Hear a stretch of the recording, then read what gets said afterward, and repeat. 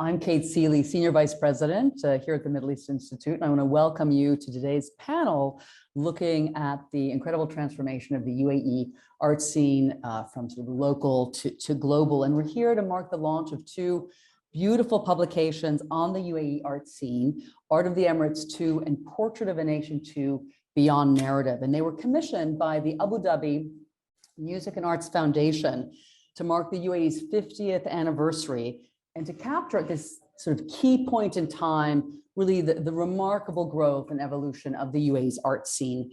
And both books and the books that came before them, Art of the Emirates I and Portrait of a Nation I, represent an invaluable archive of the artists and the art producers that have contributed to this growth and serve as a really invaluable resource for researchers in the future. And we'll learn a lot more about the books today in our conversation.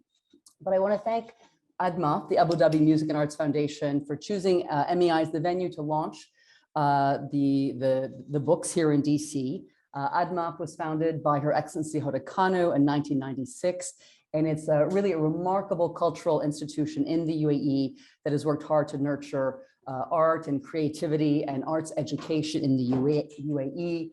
It hosts a festival, the Abu Dhabi Festival, which puts on cultural events both in the UAE and internationally. And they're really one of the key stakeholders in the UAE art scene. And we've been very fortunate here at MEI to share a vision with them of the value of art as a means of cross-cultural engagement. And in fact, this past spring, we organized a festival of Arab literature with them, which you can find online.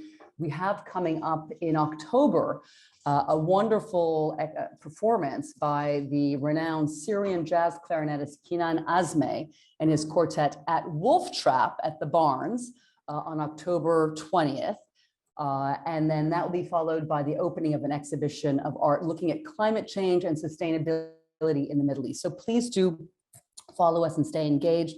I just want to note that our amazing arts and culture director, Lynn Snedge, is working hard to make all these things happen. So if you don't know her, please come meet her after this event. And also a shout out to ADMAF. I mean, really, it's truly remarkable what they have done and how Her Excellency Ms. Kanu understood from the beginning the important value of cross-cultural engagement through the arts.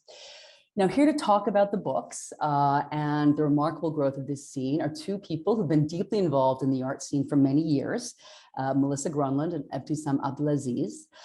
Melissa is the editor of the Art of the Emirates II book and managing editor of the Portrait of a Nation II book. She's based in London. She writes on contemporary art, culture, and cultural politics of the Middle East for The Times, for The Guardian, for The New Yorker. She also works a lot for The National and was a longtime resident of the UAE and is also author of the book Contemporary Art and Digital Culture. Ebtisam Abdulaziz is a contemporary, multidisciplinary Emirati artist and writer who explores issues of identity and culture through installation, performance, painting, and works on paper. She is a pioneering Emirati artist, one of the first contemporary artists and first contemporary women artists working in the UAE. She's a former mathematician, and she brings the concepts of geometry and math into the works that explore issues of identity and belonging. And her work has been in major exhibitions, both in the UAE and internationally, but just to note here, she was in the UAE's very first Venice Biennale show in 2009, representing the UAE. So big thanks to both of you for joining us today. I couldn't be with two people who know more about the art scene than you two. It's really a delight to be here to talk about something so dear to all of us. And Melissa, I want to start with you as the editor of Art of the Emirates I, which I should note is an incredible compilation of essays with key stakeholders in the art world, gallerists, museum heads, collectors, art educators, and the book is divided into different sort of segments, the history, the art market, the institutions, and it tracks from like 2016 onwards, correct? Mm-hmm. So it's quite a compendium. And I want you to talk about what is the story that this compilation of voices tells us about sort of the transforming art scene from 2016 to today, and who are some of the major kind of players and some of the institutions in this art ecosystem that are critical to this growth? Well, first of all, let me say thank you for having us on behalf of myself, who loves your program, and ADMAF. And also the book was done by me, but also with Roxanne Zand, who was a co-editor, Maya Al-Khalil, who was the curator of Portrait of a Nation 2, which is the exhibition that Portrait of a Nation is the catalog for. And Wael Marcos, who's an amazing Lebanese designer based in Brooklyn. So I just wanted to make sure everyone is properly credited. Yes, thank you. The word that people often use for the UAE art scene is transformation. And I think it's entirely accurate because the UAE presents this amazing test case of a situation where you had a small but established art scene, you had artists working, you had poets, you had filmmakers, you had a cultural scene, but then at a certain point, which is kind of the late 2000s, visual arts becomes a priority for the leadership, for important stakeholders in Sharjah, in Abu Dhabi, and in Dubai. And everyone kind of gets behind art as this means of cultural transmission and kind of even over and above poetry, over and above filmmaking, it's art that everyone wants to be making, be showing abroad. So it becomes transformative in this way, where, what happens when you have a scene and you have a state with a lot of resources and suddenly you turbocharge it. What happens to the art that's made? What's happened to the artist? What happens? How do you build an infrastructure that has immense ambitions in a very short time period? So that is really the story of this book. And it started in 2016. It kind of goes before that, and the Portrait of a Nation also, despite the fact that there was an earlier Portrait of a Nation, it also goes back into history, because what we keep on finding in people who are working in the UAE is that there's this real kind of epidemic of forgetting. It's very difficult to remember when there's a very transient population, and also when there are no institutions of memory. So, if you think in 2016, that was before the Louvre Abu Dhabi opened, it was before you had MFA programs, it was before you had the Al Serkal Foundation. You really just had Sharjah, which was kind of following its own path and having an incredible museums landscape, an incredible contemporary art scene, but kind of removed from the rest of the nation.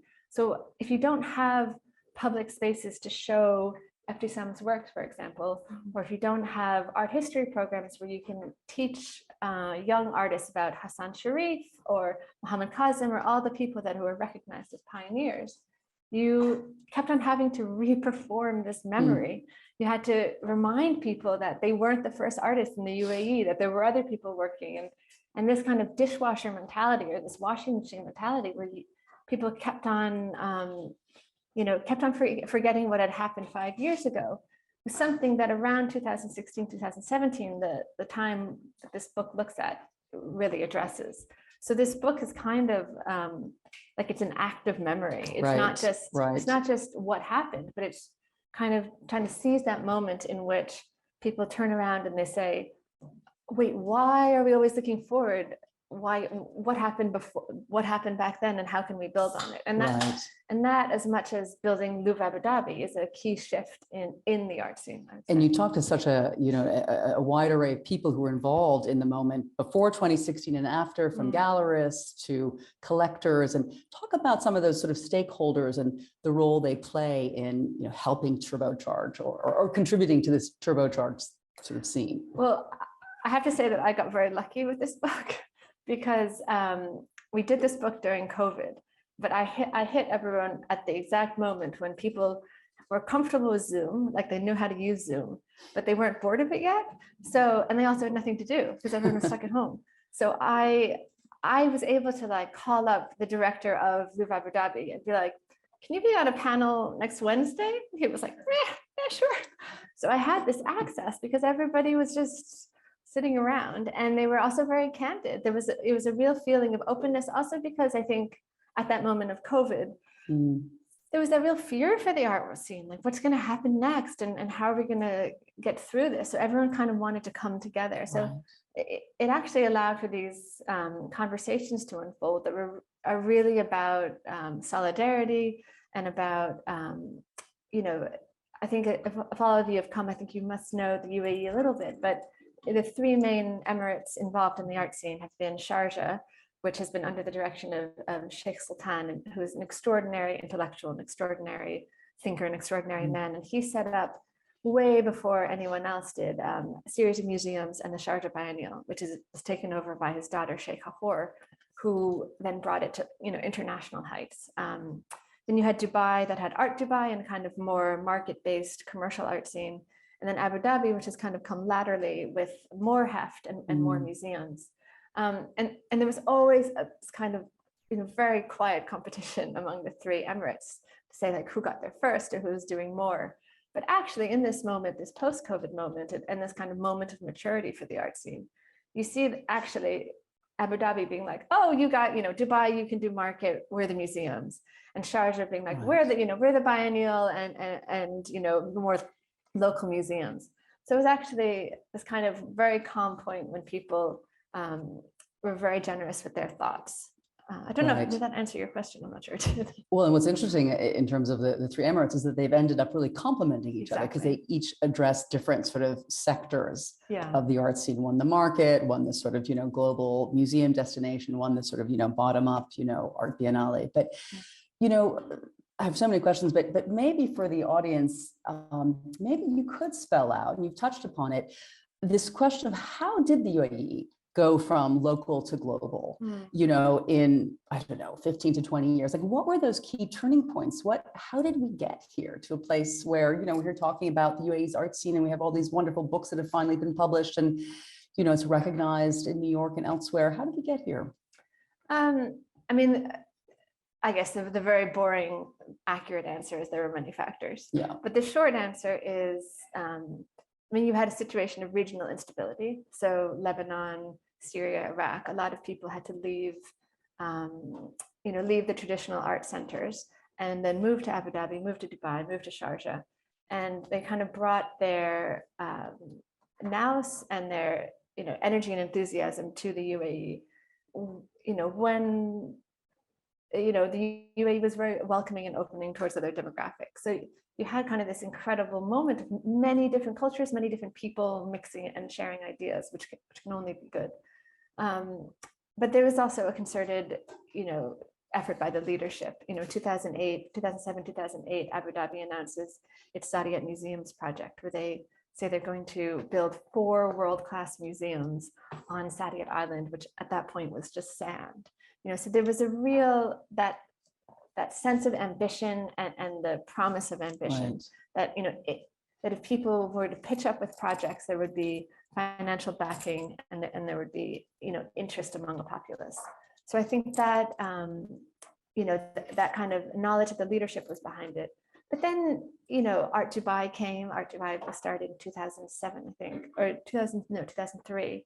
And I think, again, because of this regional instability, Art Dubai became the crossroads place where everyone discussed ideas on the beach. And there was that just Dubai sense of anything can happen if we build it, they will come, that, that kind of, it was that moment, that magical moment. So I think, a lot of things contributed to a sense of energy and a sense of possibility that, it's kind of hard to say that one thing was the turning point.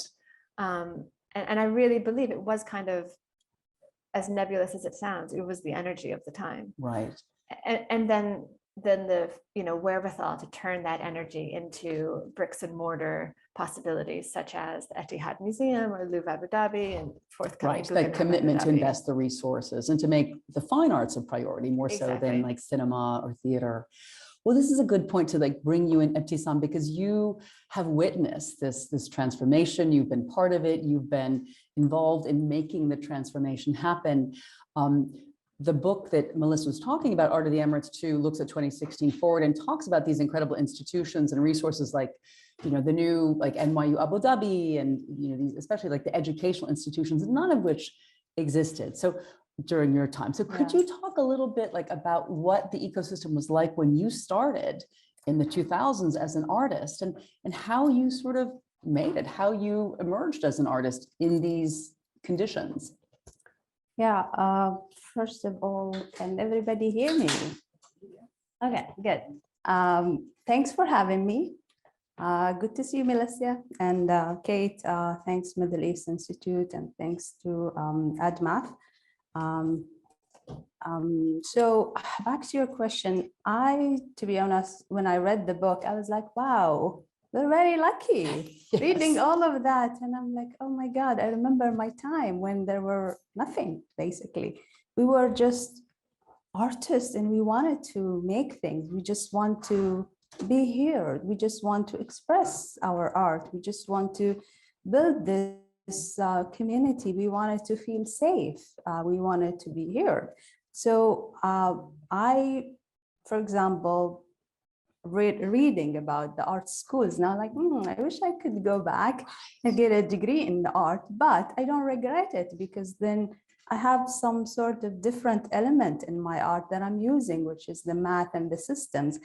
But then it will be nice when I graduate from high school to go have more than one option, which is math, because I love math. But then I wish that I would get the education that these young, amazing, talented art these days are getting. So there was nothing there, zero education. Right. I had to convince my parents that I want to become an artist. And of course, as a dad, like, artist, what is art? What are you going to be doing? We need you to find a job. So you need to get a degree. So it's that, you know. Right. So how did you make that leap from math to art? I think I got my degree, was happy, came back from Alain. I was living in Sharjah at that time. So I was like, Dad, here, this is my degree. You can frame it, just take me to the Emirates Fine Art Society. I heard about this place and they're teaching art. And I want to learn how to draw. And he's like, you already know, I framed your paintings. And I'm like, no, I want to be an artist. So it was like hard, but my dad he was supposed to be an artist. So I will give him some credit.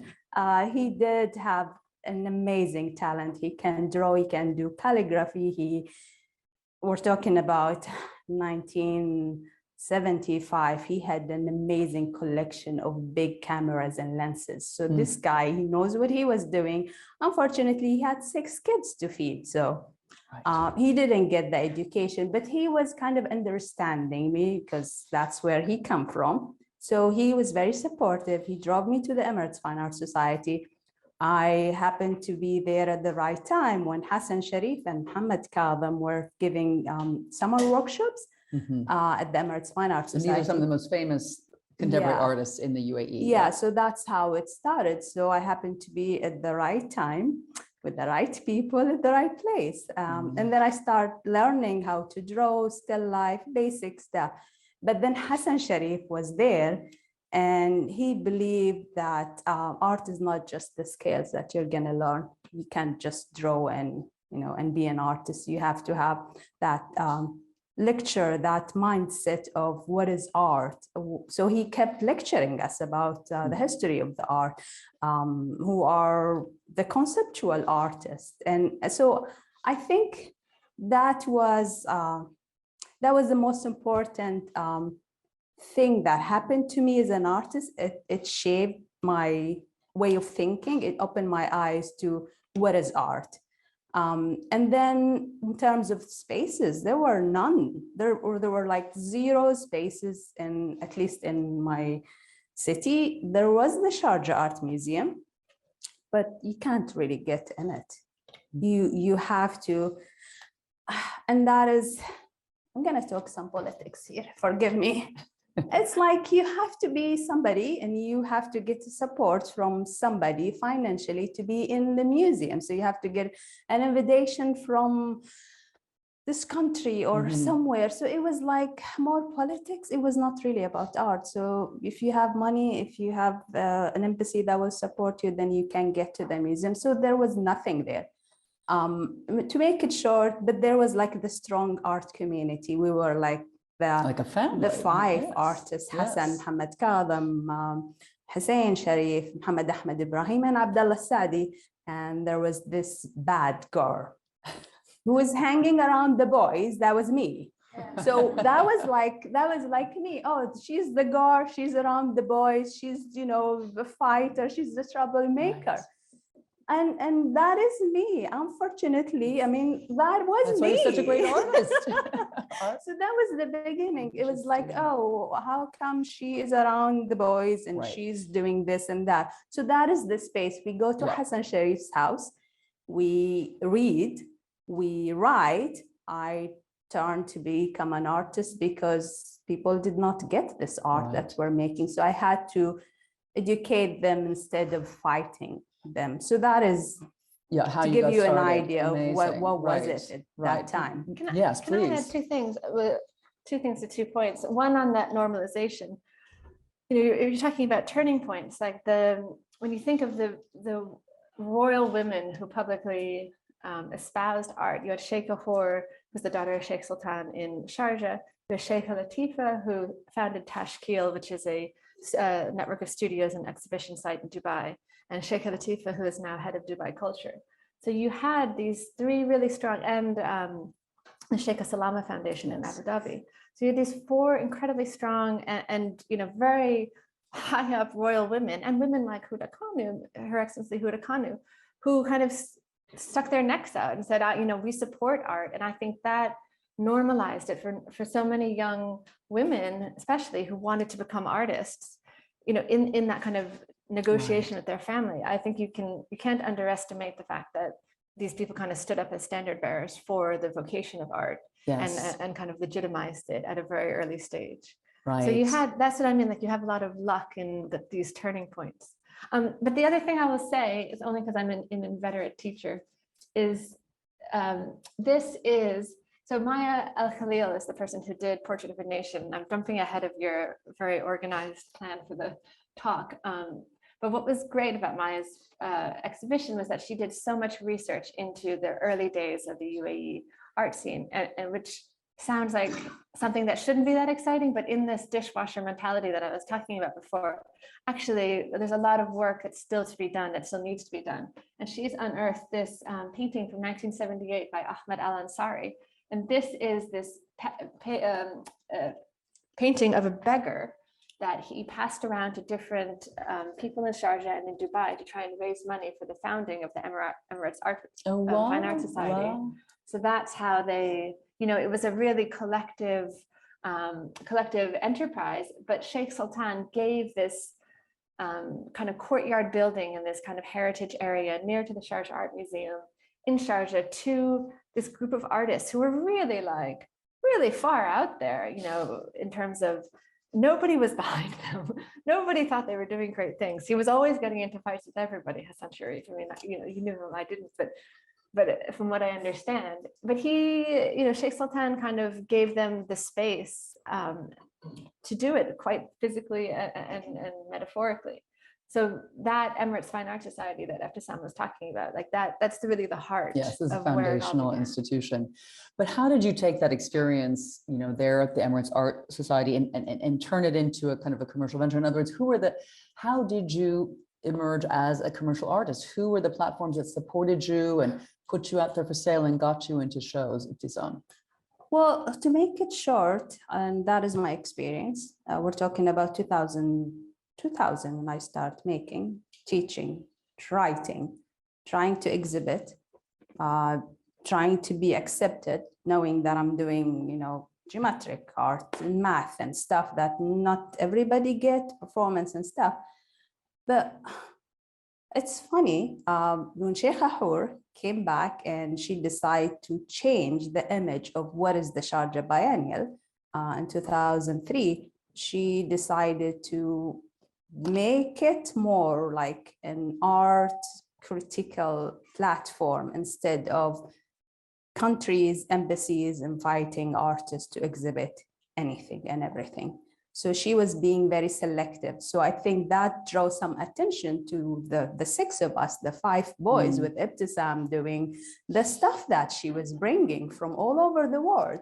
And that was like a turning point to all of us, because then everybody who internationally heard about the Sharjah Biennial, most of art lovers, collectors, and curators from all over the world came to visit to see this thing called the Sharjah Biennial. So they met us. And then the year later, I was already in the Bonn Museum. I was in Stuttgart. I was in the first Singapore Biennial. So I think that was, for me, internationally started before the local thing. So I was already in 2005 and big biennials all over the world in the museums. And then the Dubai Art Fair happened, and then I got to meet the third line, and then they liked my art. So they were, to be honest, they were helping me in terms of work on my business or being on the art market, where I was already there intellectually as an artist, well known, but in the art market, third line play like a very important role in me being there in the art market, and then Dubai Art Fair, and then the Abu Dhabi Art Fair. Right. So the sort of ecosystem caught up with you. It sort of developed and found you, and then gave you those platforms. And of course, the third line is at El Circal Avenue, which is host to many key galleries in the UAE, in Dubai, and has played a key role in sort of providing a platform for a lot of creativity.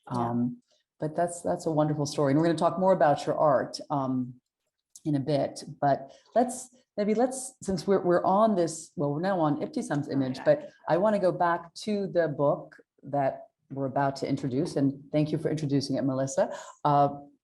Portrait of a Nation 2. It is the catalog for a tremendous show that opened at Manarat Al Sadiyat in Abu Dhabi last January, and ran through the spring, and you can find it online.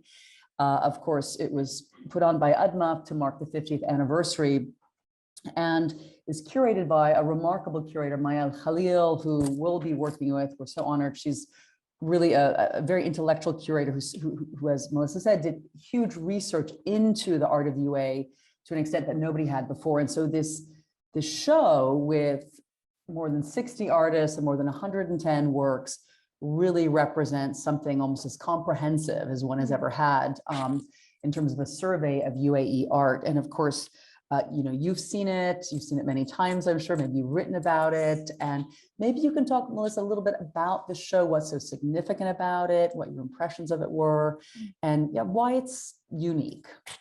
Yeah, I mean, Maya is a really extraordinary curator, and she is Lebanese, but she was based in Saudi for many years, and she didn't know the UAE art scene. So when she came to the UAE, she kind of came as like an outsider insider, someone who maybe understood the context, but had to discover what had happened. And I think that was a real boon because, there's kind of an established narrative about what's happened in the UAE, which is that there was the five and Ebtisam, and Hassan Sharif was kind of the focal point, and everything revolved around this one character. And there's a story where Hassan Sharif goes to the Bayam Shah School of Art in London, learns about conceptualism and Fluxus, and comes back and kind of inculcates the UAE artists in conceptualism. And that's kind of been the like the skeletal story that everybody knows and everyone kind of rehearses. And when I was talking before about this dishwasher mentality, one of the key things from the book that I did, Art of the Emirates, was to look at this spate of shows in 2017 that suddenly turned around and looked back. And one of them was by Sheikh Ahor. Another one was a retrospective of Hassan Sharif by Sheikh Ahor. One was by Mohammed Kazim, called Mohammed Kazim and some other people, called Is Old Gold, which deliberately questioned this gap between what happened and the knowledge in the present. A show by Maya Ellison and the Emirates Fine Arts Society show. And these 5 shows appeared out of nowhere in 2017, suddenly looking backwards. And it made people realize that actually the story isn't well known. There was this one story about the 5, but we have to go back and do the work to populate it, to say that there were many other things going on that we don't know about. And Maya basically came in and did that. Wow. She picked up the gauntlet that was thrown in 2017 And one of the things she did, and this has a sad state to even mention, but she could speak Arabic, and so many people who come to the UAE and write on the UAE, or academics who go to the UAE to write about the art scene still don't have Arabic. And that is just really problematic. So she was able to do more oral history research, to speak to family members, to look in the archives of the Emirates Fine Art Society.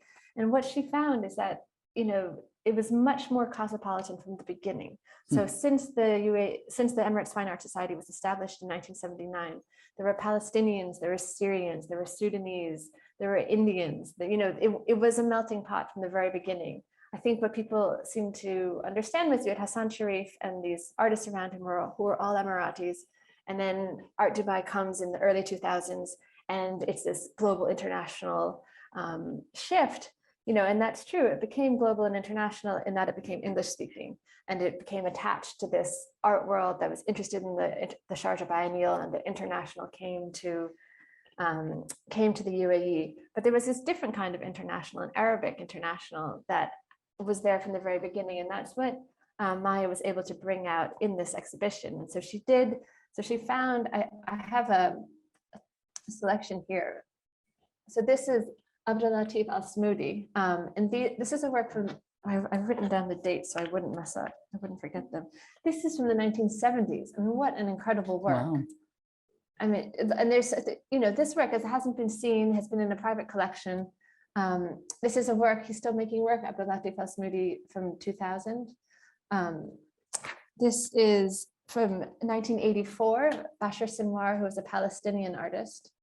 And see here, what I like about this, it looks like it's just a kind of like a sweet scene, like a regular cityscape landscape in the Arab world, but you can see modernity coming in. You can see like the concrete mixer, you can see the telephone wires. So you have this really subtle juxtaposition of change, this is UAE as it was, this is UAE as it's becoming. Right, and these are sort of these under-discovered artists. Yeah, I mean, the show is, full of contemporary artists, but also has some of these sort of earlier, maybe modern painters. But also what's interesting is that it's a show put on by ADMAF marking the 50th anniversary, and it is comprised of Emirati artists and also many artists from Syria, from Lebanon, from Palestine, really sort of embracing this notion that the UAE art scene is in a way a melting pot, and that all of these nationalities have influenced each other and contributed to where we are today. Yeah, and that's exactly. why I found so interesting. No, it's so true. I mean, so all these works, this is one from a Sudanese artist, were shown, but shown in the Emirates Fine Art Society, and not shown in this like Louvre, Abu Dhabi, Al Circle Avenue, international English-speaking circulation. And so what this show does is it really bridges these two together. And for people who have done the work and done the archives and know about these people, or have heard about their work but never actually seen it, it was such a beautiful show to go back and look and see all the work that was done that people didn't know about. Wow. It was, I had the privilege of seeing it for about 20 minutes. It was gorgeous. And of course, so Ebtisam's work there, you're one of the featured artists as a pioneer artist. And, I'd love to, talk about the work that they have, that they selected. It's one of your earlier works. It's a video of a performance. And I think we're going to watch the video and then talk. This is one of the images that's included in the piece, but this is a performance piece. And I think it was quite a radical piece for its time. And maybe you can talk about it, Ebtisam, and also the impact it had. Sure. This is from 2012. No, 2012.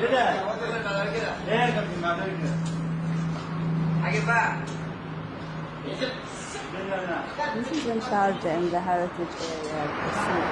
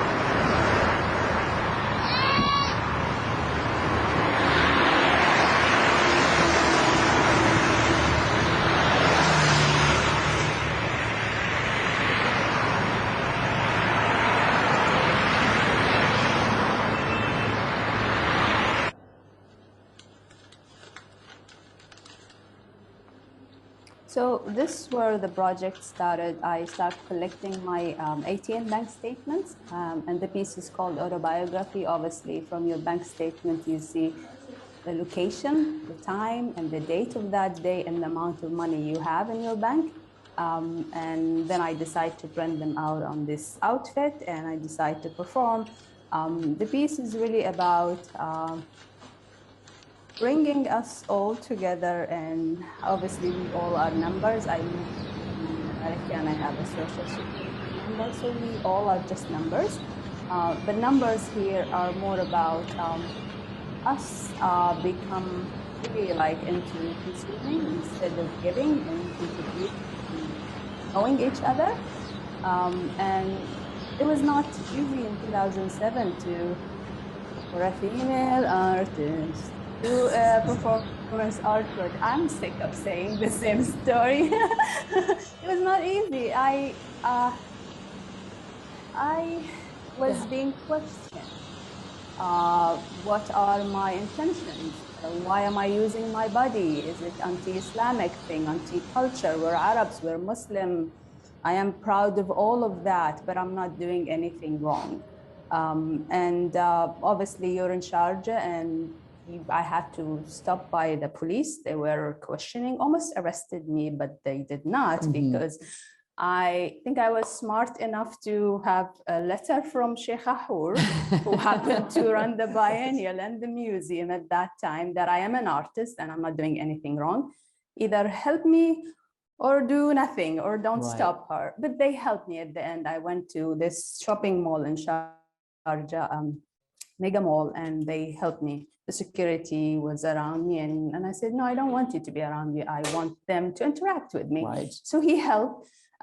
They did understand the society, the people, the community were rejecting it because they don't know. They don't know that this is art. And I thought it is my role to explain that instead of, fighting them. And so I started writing, and I really wanted to I could just perform in front of the museum in that art area in Sharjah, but I decided to go beyond that because that is my way to educate them instead of because you must be this is the first performance art sort of piece in the UAE done by a woman or a man. I mean, I remember Hassan Sharif did some in this A70s, but it was in the desert, so really there were no audience. And what were you hoping to achieve with this? You said you wanted to educate. What was the dialogue you wanted to have? Well, first of all, I'm against the idea of having art in just galleries and museums. Everybody should see art. You should not be in just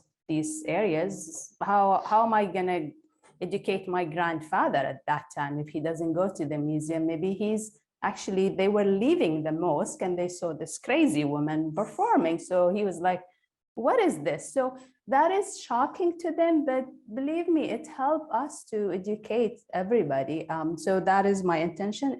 Art is not just for us, artists and art educator. The other thing is I really think I like to challenge people. I can't just do something safe. I'm not that person. So I want to push the boundaries. I want women to be more open, and I want us to be more accepted in the art, because it's not just men. We were few women doing art at that time. So I thought, no, I would like to perform. And that is the only way for this piece, this concept, to be presented in the way where your body is moving and you are the autobiography, you are the numbers, and that's us, we're numbers. So the best way to do that is to perform. Right, amazing. And do you continue to do performance art now? Yes, definitely in DC. Recently, I did an art residency program in Montgomery College in Silver Spring, Tacoma, and I worked with students. I did performance wearing the COVID, isolation suit, and it has the word COVID all around. So there is like style, I would call it, like there is like Ebtisam in it. So I'm still doing performance.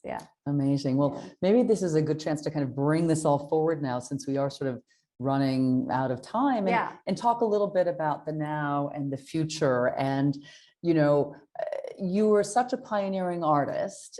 You remain a pioneering artist. Of course, you did this all against the backdrop of very few resources and very little infrastructure. And I'm just wondering, you know, as you see all these artists, these young artists who have access to residencies and scholarships and galleries and platforms, do you see them taking the same risks and pushing the same boundaries that you did? Have they been following? I love them, but no, they're not. They're not. It's sad because I feel like I did something there, guys. So you need to build on continue, this. right? Take it and move forward. I feel like they're still shy reading the book also. And to give them some credit, I haven't seen exhibition since the last 2 years because I was here isolated in the US. I couldn't go home, but from online, seeing exhibition, reading, we did a program called CAA Art Talk and stuff. So I met some of the artists, Afra Dhahiri, I met other. So I know they're doing things, but there is still fear. They're not, I don't know, maybe they're not confident, they're scared. I think I would like to maybe build a society where women can choose to be artists first and then to be a mother second. I'm not a mother, so who am I to tell them what to do? But like, I had some girls talking to me, helping them with their art, and they were like, oh, this guy wants to marry me, should I take it? But they don't know art, they don't understand art, they don't want me to be an artist. So still there is something there. I think what they're doing is amazing. I've seen so many female artists, and that's great. It's really great to see the number is increasing. But I would like them to see them pushing more harder. Well, you know, Melissa, you've been there and reporting on the scene, and you know, you talk in the book about sort of the current state in which there's this movement toward art collectives, right, away from kind of top-down investment in the arts, and this more of a bottom-up, you know, engagement with the arts. Maybe, you know, in looking at like where we are today and looking ahead, talk about sort of these new trends that you see and the sort of impact you think they'll have. I mean, that is the million-dollar question, isn't it? And you know, the honest answer is I don't know what's coming next, and it's not because I'm bad at my job, just because it is a real moment of change for the art scene. You know, I mean, not just internationally, the COVID, the economy, and you know, regionally, the rise of Saudi, what's happening in Lebanon, but you know, in terms of the actual artists on the ground, you know. So I had organized the book into 5 sections, and the last one, which Kate is referring to, is called Collectives. And we had a kind of a roundtable discussion among all these young artists who have organized into collectives. And 2 of those, since last year when we did it, have already disbanded. One, because they were given so many new opportunities. Afra Dhahiri, who Ebtisam referred to, is one of them. You know, they kind of bound together because there was very little infrastructure, and they wanted to create a space where artists could speak to each other, artists could exhibit, artists could have studios. But now, because the Guggenheim's coming, because all these new opportunities are coming their way, they want to follow the opportunities and don't have time to do the collective. So you know, you can see actually how the infrastructure is changing before our very eyes. So, and also the second thing is, one of the big changes has been art education. There were no programs in just art. You had to take design, you had to take architecture, you had to take media relations if you wanted to get close to art. Now they have art programs. So you've educated, and you know, all these young kids who've just graduated from these programs are now kind of out there in the world. And it's like giving your kids the keys to your car. Like, who knows? You know, I really would say, who knows what's going to happen, because there are so many of them, and you know, it's really an exciting time. And, it's unlikely that the next 15 years will be as sort of rapidly transformational as the past 15 years, but of course there'll be change and new opportunities. But I'm wondering, looking ahead, where are some of the gaps? Like Ebtisam, we were talking about this earlier. Where are the gaps? Where would you like to see more development of the art infrastructure in the UAE? What's needed? Can I dream? Please, we're here to Okay. dream. So I think if I were in charge, I think I'll start building art studio buildings where artists can be together, even if they don't want to collaborate. They have to be around each other. That's how we supported each other in my time in the early 20s, because that is the basic, that is the foundation. That's what's going to keep us going, instead of, you know, just having program, having all opportunities. And Afra and her group, they wanted to be together because of that. And then when they found lots of opportunity, they got lost. So I think if we focus on the quality and less quantity, we don't have to do so many exhibitions within a month, all over the map, right? I think if also we make a good selection of what is right and what's wrong, I think that will help to shape, you know, the image of the UAE. Because I'm reading the book and I'm seeing things and I was like, oh, that's amazing. But I'm confused reading this book and hearing all of that, and hearing the female artists wanting to be more free and wanted to do that and wanted to be maybe presented by a gallery. And that's the other thing, all of these institutions and galleries, they should work together. I personally have work that is saleable, which is the geometric painting, systematic art, and I have work that no gallery want to take care of. So how do we encourage artists to be true to themselves, where they can exhibit and produce what is right for them, instead of thinking, oh, this gallery is not going to buy this piece, right? So it's an age-old challenge. It's scary to have all of these opportunities. Melissa, just final thoughts before we open to the audience, you know, about the gap or what's needed next. What would you like to see more of? I mean, I believe I agree with Ebtisam. Like, is it possible to say fewer opportunities? Wow.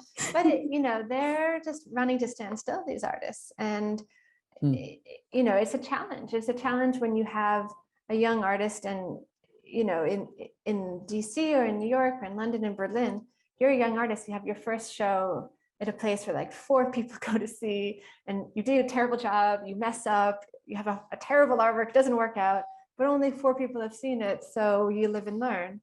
But when you have your first show at Louvre Abu Dhabi, or you have your first show reviewed in a national newspaper, you make your mistakes on a national stage, and that's really hard. So,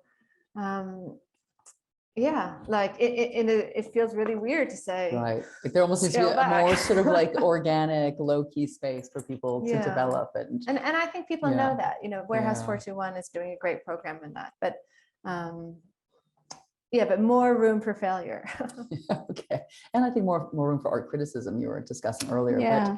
But let me open the floor up to questions from the audience. We're running short on time, and I'm mindful that everyone has to get back to their offices and homes and work. Their screen.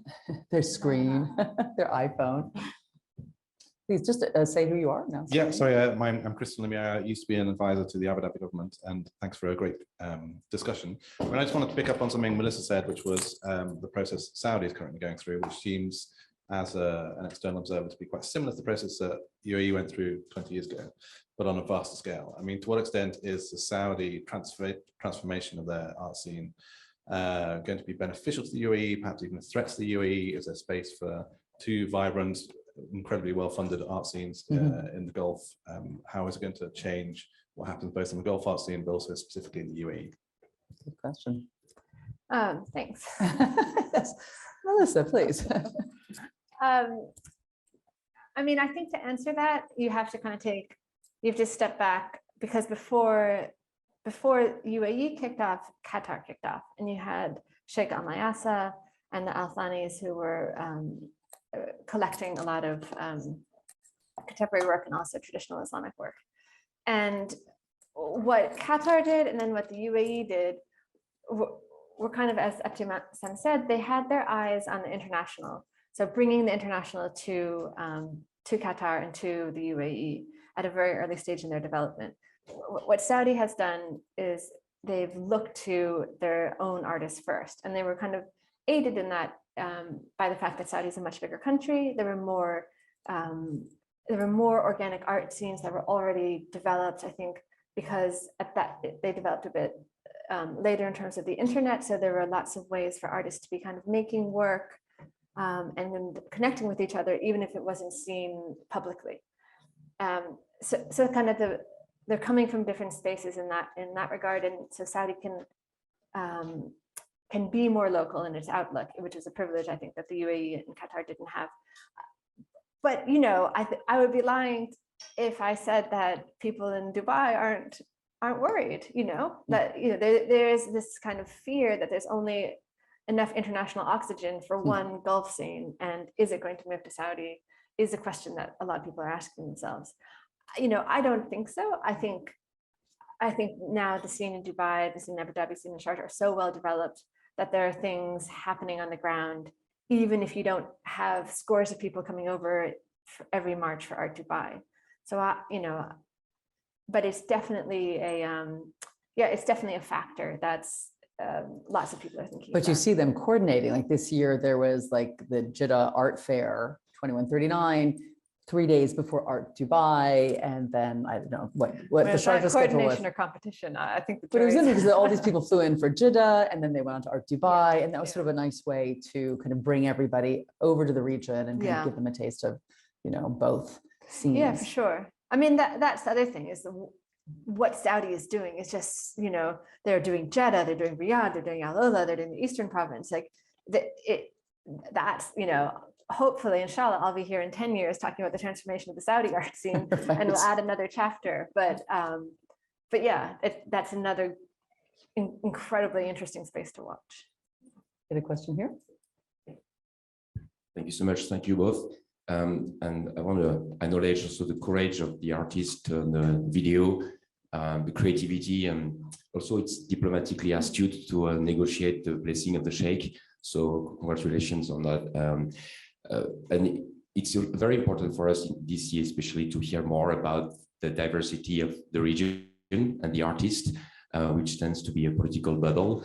And speaking of arts in the region, as you know, has inextricably been affected, a tributary of politics. And now we finally have access to a few more artists. And should we be concerned that what we see now going on with the Ukrainian crisis, the banning, the censorship of past and present Russian artists, could be a concern for that region, for your region as well, and represent a risk for the artists to be sort of brought back into the affected by politics and ultimately, hopefully not, but have less access to the art because of the trend of censorship when the conflict happened, for example. Thank you. Melissa, did you, or Ebtisam, did you understand? Go ahead. You know, I mean, that's a great question. The relationship between art and politics is, you know, I would say like a brother and sister one, like a love-hate, you know, always kind of, it's always there, but it's not always welcome. That's not how I feel about my brother, by the way. I'm always happy to see him. You know, the UAE has faced a lot of criticism internationally, and the UK press, you know, loves to find things that happen in Dubai and say, you know, look at the lack of rights or what have you. I actually think that's getting better. I think people are understanding that, you know, the UAE is a diverse place where, you know, it's a diverse place that's intent on being progressive. So I think this question of politics is often more seen on the outside if you're, you know, reading about the UAE through news reports than when you're in the UAE itself. I feel like the question of international politics is somehow put to one side. You know, the Emirates Fine Art Society that we were talking about before, they had a slogan, what politics divides, art unites. So from the very beginning, Yes, yeah, exactly. Yeah. So there's a sense that the art is like kind of a space where, you know, that discussion, you know, isn't doesn't really have a very large role. Thank you. Mimi, maybe last question? Yes. Here, wait, just wait for the microphone and maybe introduce yourself. Thank you. Thank you. Hi, Mimi Burke. I'm so interesting, Ebtisam, about your video and how the police thought maybe it was a protest, or maybe the people didn't really know how to interpret that. It's so interesting that I thought I would expand on the gentleman's question behind me, that how much is there protest in artists' work in the UAE, in the Gulf, and the Middle East in general? How much of that is intentional? Just going to talk about myself. Everything I do is intentional. Yes, I happen to be this person. I cannot keep my mouth shut. If I see something I don't like, I will have to make something about it. Is it obvious? No. You have to read the statement. You have to maybe meet the artist. Like an example, I did this project where the audience go in this installation video piece. They're in a narrow corridor. It's very dark. They can't see, and then they make a U-turn. They watch me with my vision eye doctor answering, doing the regular thing that everybody does it in eye doctor, where the right is left and the left is right. So you as an audience, you leave thinking that was wrong. But then that was me saying, we basically read things and then use the media is lying to us. Everybody sometimes is leading us toward this dark, narrow corridor when we don't know why we're doing this, but we have to. So I have been making art about politics, things that I think we all need to have our right to say things, and I always suggest to say it in a nice way, but we have to be true to ourselves. So how much there is protest in the UAE, in the Arab world, I don't know.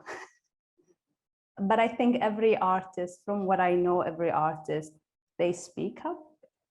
It might not be a very loud voice, it might be a very shy, but we're trying to express. I myself moved to DC 7 years ago now, and most of my work is become about DC. We talk about politics. I'm not interested in the weather, but I talk about politics. I talk about art and freedom and, you know, human rights and women rights and all of the stuff that we all care about as human beings, not just artists.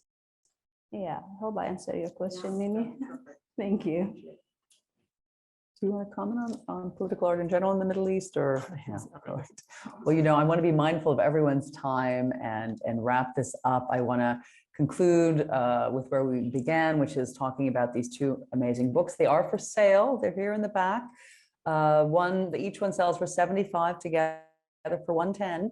But if you're not going to buy, stop and just, you know, flip through the pages to take a look at the incredible art that they contain. And they really are such an important, once again, archive and documentation of this period in history.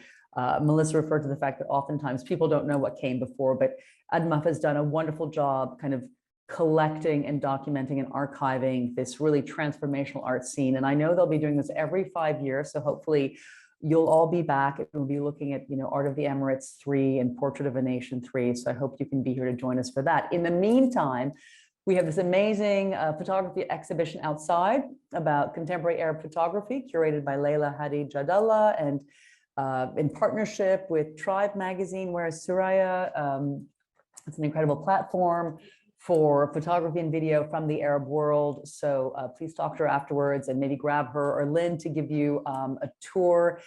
We are open the third Thursday of every month as part of the DuPont Circle Art Walk Open House. So stop by with friends the third Thursday of every month, and hopefully we'll see you at our upcoming events. Thank you all for joining us.